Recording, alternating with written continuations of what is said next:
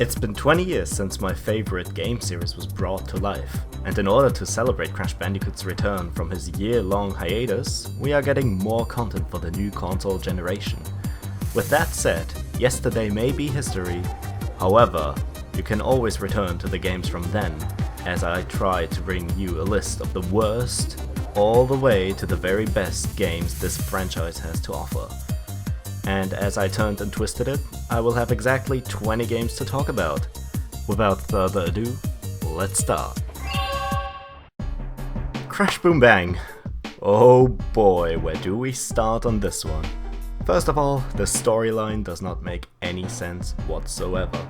The characters have literally no personality, and the only one who has any particular part in the story is the Viscount, a completely new character with basically no personality as well. Literally not a word is dropped on the return of Pinstripe and Tawna, potentially, characters who haven't been seen in ages, and the gameplay is really terrible. Controls are bleh. The game concept is just a complete Mario Party ripoff. And what seals the deal for the worst Crash game for me is that this game was released exactly 10 years ago, and that means it was basically the 10th anniversary game for Crash. What a fucking disgrace. Mind of a Mutant on the DS. This game has essentially no storyline whatsoever, 2 cutscenes in the entire game, I shit you not, and it doesn't really have any continuity with Titans DS or Titans GBA. There's nothing that suggests that this game is Mind of a Mutant apart from the title screen and your game case. Simply because all of the assets in this game, the models, animations, whatever, they are all straight out of Crash of the Titans and not Mind of a Mutant, not the console version, nothing implemented. This game is shit garbage. It's just a huge step down from Titans DS, which I'll cover way later on this list. Speaking of Crash of the Titans, hey, here it is. This game is not really good. It has terrible controls. The story is pretty damn bland. It's loosely based off of the console version storyline. However, it's just not really interesting at all. Despite the hardware limitations, there are way better GBA games, and this one was released in 2007. So that has to say something. With this out of the way, it's only gonna get better from here. What? What do these games have to do on this list? They are actually better than the 3 games that I covered beforehand. The game features a new character called Yaya Panda. However, that character doesn't really get introduced, and there is a storyline in this game. It's only covered in the short cutscenes, quote unquote, that you see before each mission. But there's no ending cutscene or dialogue or text box or anything, and the models of the characters in this game aren't really the greatest either. Just look at Ripperoo or Oxide. Also, the tracks in this game are horribly uncreative. Why, do you ask me? Because they're straight out of Crash Tag Team Racing. And now on to the better mobile racing game. Crash Bandicoot Nitro Kart 2, the sequel to 3D, which still has a terrible title, has actually pretty decent gameplay. Unlike Crash Bandicoot Nitro Kart 3D, you don't have to twist and turn and flip your phone around in order to steer, but instead you get the choice to change the controls, which is pretty good. The gameplay is fun though, I have to admit. The character models look pretty okay as they are based off of the Twinsanity models, which is quite a step up compared to CBNK 3D. Just covered the bastard child of this game, Crash Tag Team Racing has really fun gameplay, I gotta admit. However, the storyline doesn't make any sense whatsoever. It is officially declared non-canon by the developers, but that doesn't make it better because it is referenced in a freaking canon game by Tiny in Crash of the Titans. However, this game is labeled as a racing game, and it hardly is one, because this game has way more to offer, which would be good if those parts of the game were good. The platforming sucks, and the minigames suck not quite as much, but almost the same. With the previous games having like characters with basically no personality, you do have characters with personalities this time. However, they go all insane, and all of the characters are on drugs, and they are nothing like their original selves. Oh yeah, do these tracks look familiar? They should, because you just saw the exact same tracks in CBNK 3D. Crash Bash. Oh boy, a PS1 title this early on the list. Much like every other party game, this is fun with friends, full of minigames, and oh boy, full of challenges. The game is terribly awful to 100%. The storyline behind the entire game makes it even worse. It makes no sense and has no consequences whatsoever, apparently, and completely disregards parts of other games like Crash 3. The collaboration between Cortex and Brio makes absolutely no sense because at this point, at the point when this game was released, Cortex and Brio weren't exactly friends anymore. And they made up a whole new character that acts as a counterpart for Dingodile because they couldn't think of using, I don't know, Komodo Mo, because he has like the exact same physique as Dingodile, but nope, gotta use him in a boss battle with tanks, because that makes sense. And once again, characters have no personality. Crash Bandicoot The Huge Adventure, aka Crash Bandicoot XS. This game stays true to the classic formula of Crash Bandicoot with a really safe approach, and it's basically a knockoff child of Crash Bandicoot 2 and 3. Story, once again, has no consequences whatsoever for the characters that are involved. I mean, Cortex is literally shrinking the Earth and holding it like that. He would probably crush a couple of continents while doing this, by the way.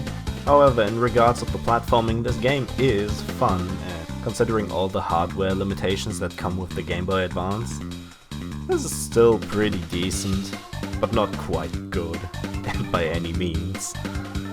The power-ups were pretty boring, by the way, as they are the exact same ones as in Crash of the Titans, the game that everybody hates. While it did really introduce drastic changes to characters in terms of design and personality, risks were at least taken, and besides the point, the developers tried to introduce something new that really needed to be in a longer-standing franchise like Crash Bandicoot. The game has decent difficulty settings, with hard being actually pretty difficult and easy being an actual joke. The gameplay is still pretty fast. Well, if you're not really stopped by an Uka barrier right now. I mean, you can skip those, so yeah, there's that. Crash Bandicoot Fusion. Well, this game tackles the clash of two very, very unique PlayStation almost mascots, Crash and Spyro, which is pretty cool in its own right. However, it's just a party game and not a platformer, or not per se a platformer. It's still fun considering it's on a GBA. Storyline wise, it doesn't necessarily make too much sense. And the geography of the Wumpa Islands is completely like disregarded, with them putting the dragon castles like right next to it. It doesn't make any sense. However, it is pretty fun, and you can definitely have a good time with this game. Crash Nitro Kart. Well, I am viewing the GBA version and the console versions as one entity in this case, because they share a lot of similarities. And that's where the problem lies. There's not a single definitive version for your CNK experience. They both have their pros and cons. The tracks are pretty fun, the gameplay is pretty good on console. The story of this game is pretty ass. It's the typical spin-off story that doesn't have any connections to previous games, to later games, nothing. However, the GBA version had much better characters to choose from, having all of the bosses and Spyro. Also, the implementation of fake Crash that Vicarious Vision seems to absolutely love is pretty interesting in its own right. Also, the anti-gravity thing came in CNK before Mario Kart. Just saying. The Wrath of Cortex. While the loading times aren't really the best, it's still just exaggerated and a meme. It's not really that bad.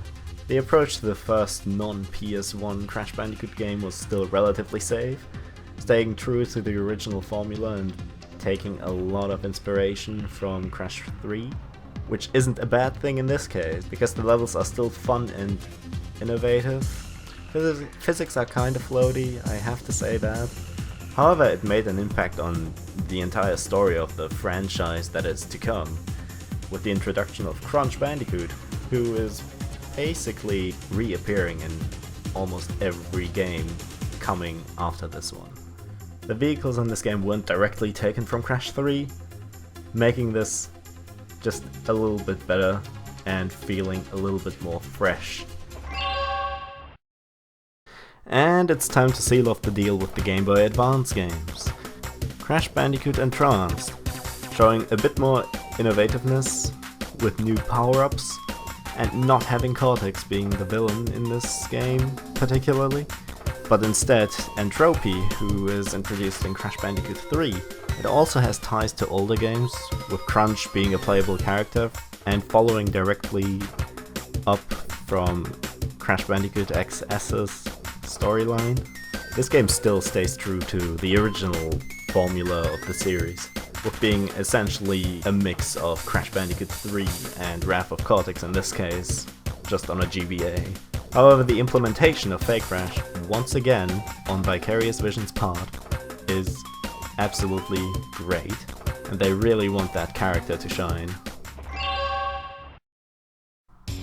And Mind of a Mutant. The last console game we had in these past 8 years. Mind of a Mutant continues off where Crash of the Titans left, and it just works really well with Titans' assets. It improves on many different parts, makes the game seemingly open world. There are a lot of collectibles to be found, and the art style of the cutscenes is pretty interesting, to say the least. However, backtracking is pretty bad, and there's a lot of it in this game. The first half of the story is basically a rehash from Entranced, with Coco and Crunch being mind-controlled once again to fight against Crash.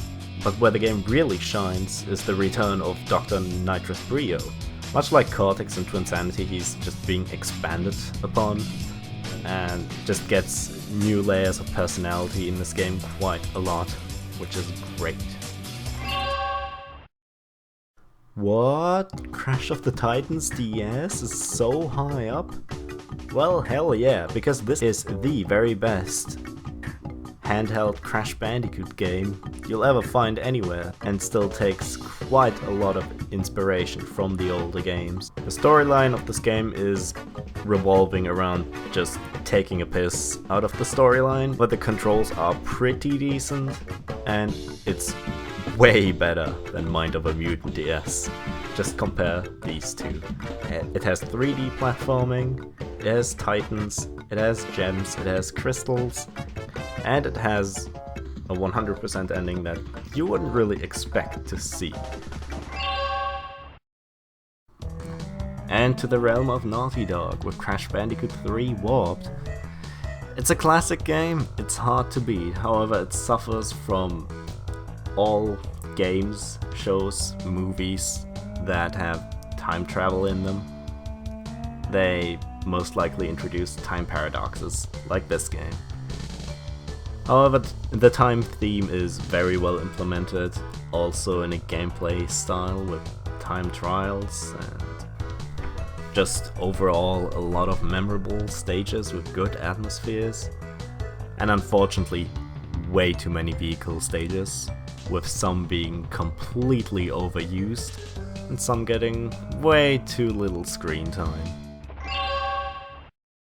The original Crash Bandicoot from 1996.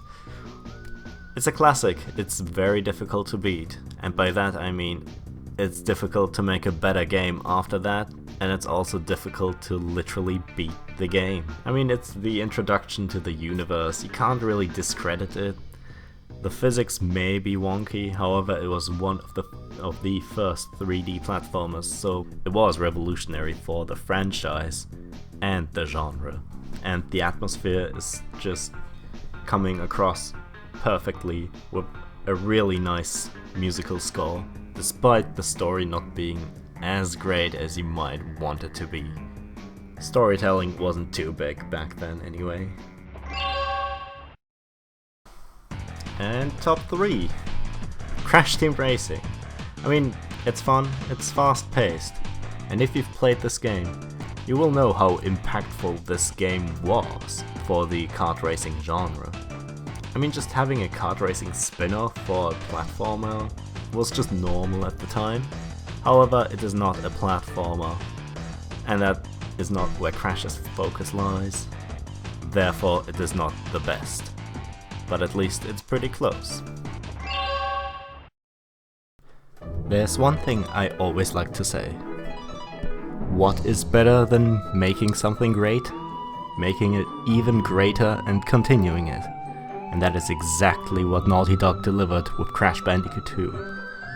A game that directly follows up to Crash 1 and also improves on essentially every aspect. New moveset, a more in-depth story, and a first glimpse at character development as seen with Dr. Nitro's Brio. It improves upon everything that Crash 1 has shown, and it doesn't devolve into a vehicle massacre like Crash Bandicoot 3. It has the exact perfect balance of challenge, difficulty, secrets, and whatever else you might want from a platforming game. Therefore, this is the best Crash Bandicoot game Naughty Dog has produced. However, there's one game where things have been done a little bit better, all things considered. And as I like to say, what is harder than continuing something great and making it greater? Introducing completely new things, drastic new things, and still making it great. And that is exactly what Traveler's Tales did with Twinsanity. The game delivers an excellent atmosphere with the a cappella soundtrack and the general environment. It has a lot of throwbacks to the original games while still staying original with its own concept of Crash and Cortex working together, and it just shows more about Cortex's character itself. It expands upon him and does something that hasn't been done in the series before. Sure, some characters have definitely missed potential in this game. Nothing can really be perfect, so you have to really keep that in mind.